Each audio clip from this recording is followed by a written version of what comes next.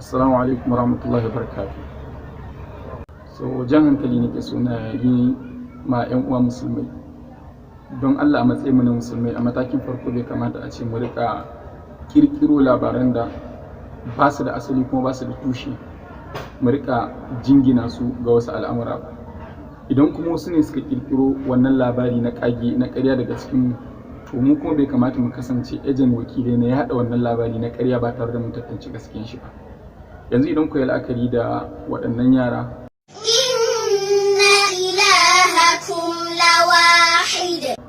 wanda aka yi ta yaɗa akan cewa su ne wanda kishiyan mahaifiyarsu ta sa musu guba da dai makamancin haka.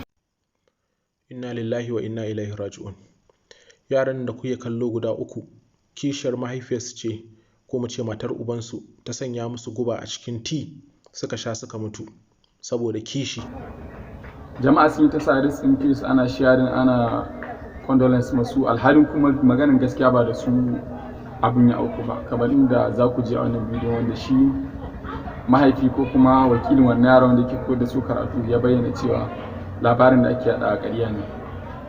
Ahusa Fulani, he posted the video and he said their stepmother poisoned them and 2 of them died and the other one is in coma.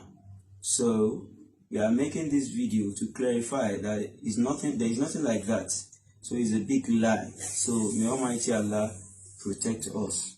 Wassalamu alaikum wa rahmatullahi ta'ala